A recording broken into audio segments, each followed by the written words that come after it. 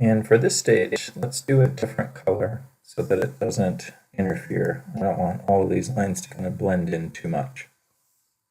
So we're going to start talking about the placement of the ellipse and the analytical breakdown or assessment of how some of these forms are reading. So first thing is I have my square for that ellipse, and we know that ellipses are circles and perspectives. So I can use this to kind of help place that.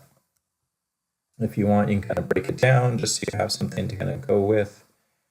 But I'm just going to rough in an ellipse here.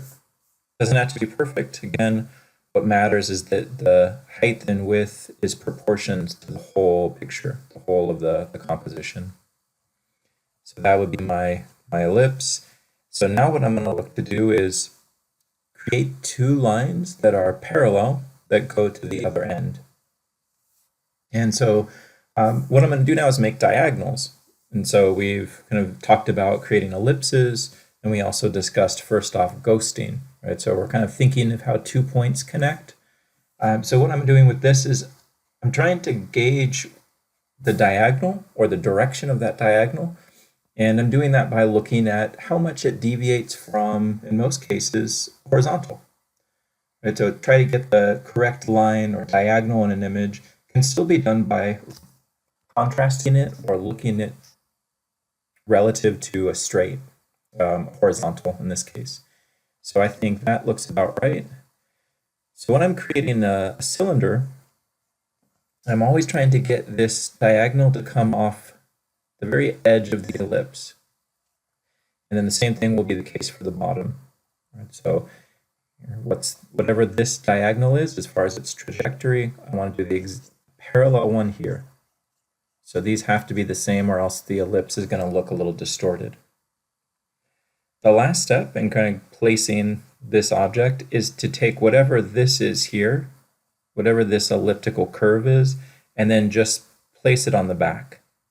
And I know how far it can go because I know the width, right, and the height of this form.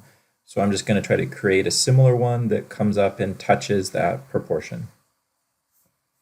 And early on, these can be loose, right? It doesn't have to be, like I keep saying, I'm sounding like a broken record.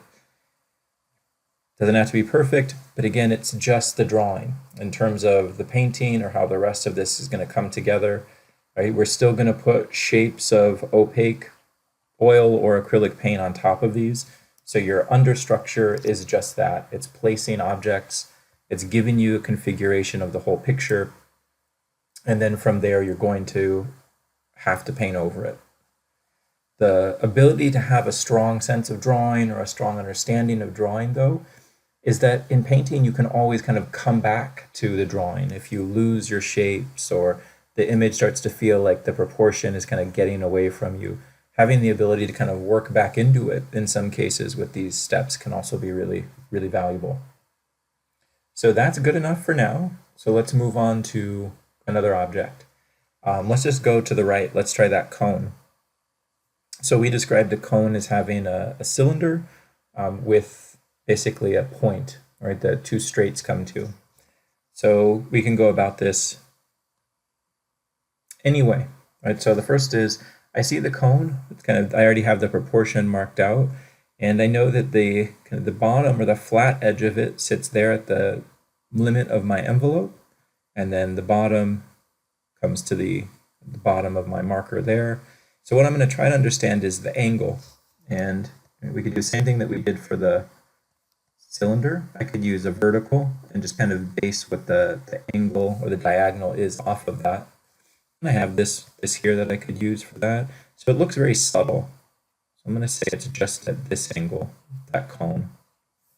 So that gives me my first step, just getting the kind of the lean of it. And I'm going to use that also to create my ellipse, right? So a lot of the times when I'm making ellipse, I didn't do it so much in this leading cylinder here, but a lot of the times for ellipses, like I did earlier in the exercises, I'm trying to get straight, and then the widest point, right? The shape of the ellipse should be symmetrical to that, what's called the major axes as you're drawing it over. So if I have that straight here, I can use that as my start for the ellipse. And I'm going to create a really thin ellipse. Try to keep it symmetrical to that, so that we get the feeling that this is kind of pushed to a point where we're barely seeing the underside. So that would look like this. If you put a cross section in that, or like a halfway point, that can be a place where you think about the cone, right, or the peak. Cones almost always have that center point leading to the peak of the cone. And so I'm just going to take this, and I think that's the angle as it rests. Once I found that, I'm going to take the outside edges and bring it to the point. That goes here, and then what I'm looking at is I want to see where it intersects with the first object. Right, so it does have what's called here a T overlap. T overlap is just the idea that one thing is behind another. So in this case, if we were to just use simple spheres, we could say this sphere is behind this one, this is front, this is back. And even though they're the same size, the way we know that is because there's a clear intersection there.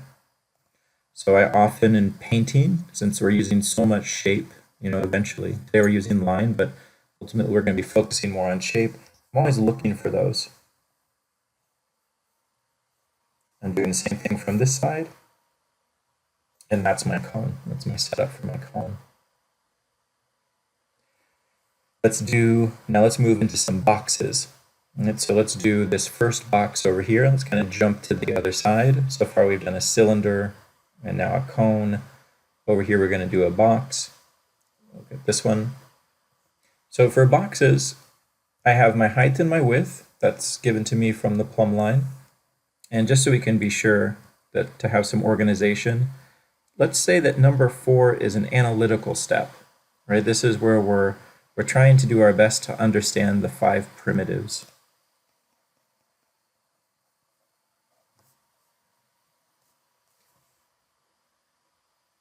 So what is this that I'm seeing with this box? Is a 2-point perspective box. And here's a way that you can understand that. When you have a 1-point perspective box, the face of the box is always parallel to your picture. It's parallel to the frame. And so I'll see a 1-point perspective box like this, where I'd see maybe the vanishing point of that top going away. Anytime there's a 2-point perspective box, you're instead going to see the leading edge. And so like in the 2-point perspective box that I'm seeing there, it's not the plane that's parallel to the picture frame. Instead, I'm seeing closest to me one of the leading edges, or a leading edge. So I see something more like this. So that's all really I'm toggling between in terms of still life, or kind of setups that we're going to be doing early on. So how could I use that here, that knowledge, that analytical knowledge? Well, I have most of what I need. I have the height and the width of the box. I just want to say, am I saying this or that? And definitely seeing the second. I'm seeing a 2-point. So I'm just going to look for where that leading edge is. It's right here. Right? So if I kind of put in my plumb lines, I found that. So I'm going to add this. Let's just add a leading edge, and I see it goes a little bit lower, right, than the whole of that. And now I'm just going to connect some dots. So this is a plane. My leading edge that I found is going back to that. And then on this side, the same thing is happening. This plane goes here. It just goes back in space a little bit. So the only rule you have to follow when you're doing a 2-point perspective box is anytime I make a line, so like for example, these lines, these are height lines, they always have to stay parallel. So what a lot of people do when they're drawing boxes is these lines all go different directions, and then the boxes will start to feel kind of warped, right? Because the perspective is skewing. So if you make a height line, or you make a width line, or a depth line, You just have to make sure they always stay parallel. So they always stay the same. So I'm checking my width here should be the same as this one. And then I just have to make the exact same one back here. And then if I'm confused on what to do on this side, I'll just copy that one across. And you don't have to draw through. Right? In perspective studies, we would draw, the back side so that we could see like it's made out of glass. But in this type, you don't have to.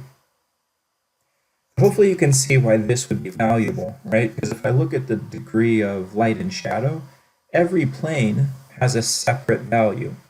When we start to talk about painting, what we're going to want to be able to know is how each plane can be visualized, can be organized, and then how I can assign it with a specific value or edge, right, to bring out that realism in the lighting. Let's move to our box that's supporting that sphere. So I would say this is 1 point, right, because I don't see a leading edge. Instead, what I'm seeing here is just a flat shape, right? So I already found the width early on. That's this thing. And then the top really does stop here, but I am seeing the back, right? Because I'm seeing this 1 point. And that's right here. So all I did was create, in this case, 2 depth lines that go back. Again, that's going to be the big difference between 1 point and 2 point. In 1 point, your depth lines converge very rapidly to a single point, right? Hence 1 point. In 2 point, they have 2. So that's done, right? Lucky. That one was pretty quick. Most of the work had been done in the prior stage. So now I'm going to do is look for my sphere. Again, spheres I think are the hardest to draw because it's easier to set up straights. I found my box. Right? This is the proportion of that sphere. It's kind of pushed closer to one of the edges there, which means we don't have quite as much on this side. So I'm just kind of reinforcing this really quick.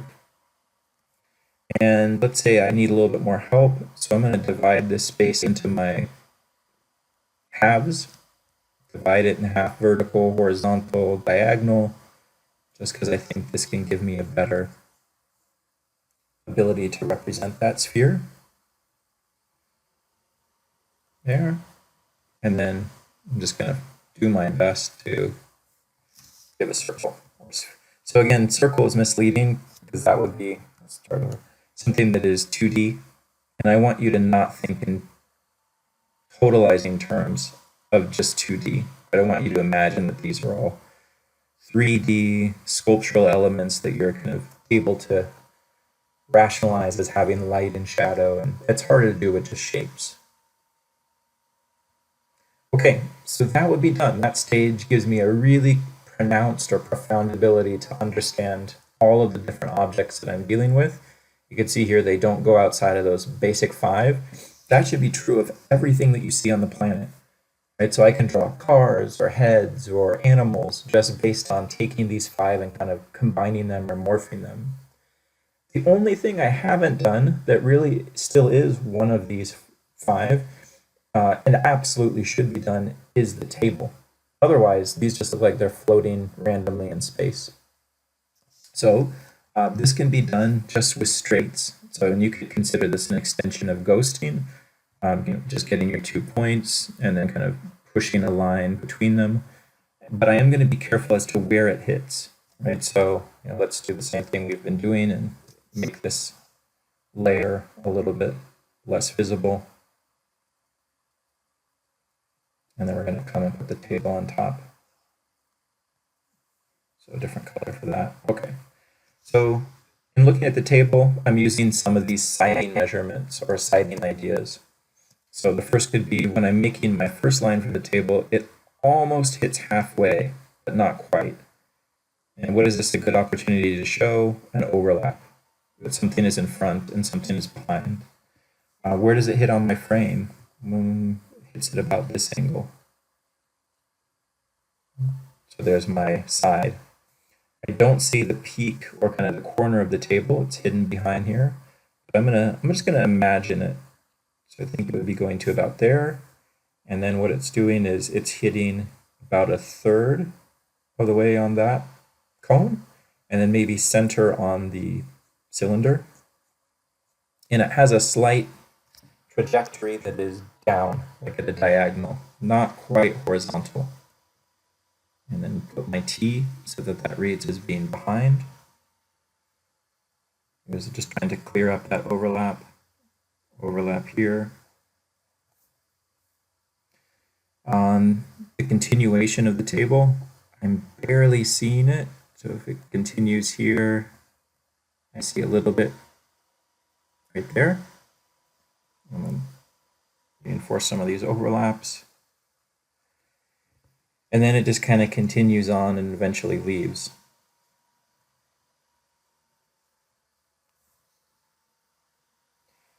So that's the table, and now we can be done with that stage. So 5, we're going to take another look at an observational tool that you can use when you're placing these. This is still just kind of drawing based or design based, but it's often the last thing that I'll use to double check how my prior steps went. And this is more in the realm of painting, but here what I want to look at is the difference between positive and negative shapes. So say positive versus negative shapes. This is a great way to begin to think about design and the kind of impact you're having on a viewer with your shape making. But for now, as a tool, we just want to use it to double check placement. And it's a bit of a flip, right? So what I'm doing when I just check positive and negative shape is I kind of force myself out of a comfort zone or a type of comfort, in that what I'm going to be doing is not focusing on the objects, but rather the space between them as a way to double check accuracy. So we're always so hyper-focused on drawing the thing. But in painting, drawing really is about moving shapes and proportions of shapes. All of these steps really help with that, but this one really pushes you into that. So here is a way to think about positive and negative.